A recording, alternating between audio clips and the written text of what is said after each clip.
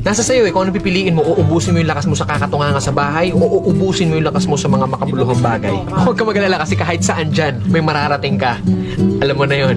Hindi, ganito kasi yan. Dahil lang alam mong matagal at mapapagod ka, hindi ka natutuloy. Tsong wala kang mararating kung hindi mo pipihitin yung susi sa loob ng ulo mo. Gaano man kataas ang pangarap mo sa buhay, huwag kang matatakot sa pagod at sakripisyo dahil parte yun eh. Hindi ka makakakain ng kanin kung hindi mo sasaingin. Hindi ka makakakain ng ulam kung hindi mo lulutuin. Lahat ng bagay kailangan kilusan mo muna sa umpisa. Hindi tatakbo ang sasakyan kung hindi mo sususian, kung hindi mo lalagyan ng gasolina. Hindi yun tatakbo sa kung saan mo siyang direksyon dapat dalhin. Kailangan kumilos ka. Kailangan ng lakas mo para marating mo kung ano yung gusto mong marating sa buhay. Kasi kung hihiga ka lang dyan, wala mangyayari talaga sa'yo. Hindi po pwede na inaasal natin lahat sa Diyos na parang nasa Diyos, Diyos. Lagi kong idadasal sa Diyos. Hindi po pwede yun. Sabi nga nila, di ba, nasa Diyos ang awa, nasa tao ang gawa. So depende yan sa'yo kung ano yung gusto mong kilos. Sabi nga, work smart, not hard. Hard work nga yung ginagawa mo, pero sablay naman yung mga diskarte mo. Wala rin mangyayari, di ba? Smart move yung ginagawa mo, pero swabe lahat. Kailangan mo lang talaga gamitan ng tamang isip at tamang puso sa lahat ng bagay. Ang pangarap, parang kang nagtatanim ng puno. Kung malaki pangarap mo, malaking puno yung kailangan mong itanim. Hindi naman pwede maghukay ka ng mababaw lang. Hindi naman pwedeng konting tubig lang yung ididilig mo dyan. Kung gusto mo ng malaking puno, malaking trabaho ang kapalit nun. At nasa sayo yun. Then pag nagbunga na yun, hindi po pwede na hayaan mo na lang bumunga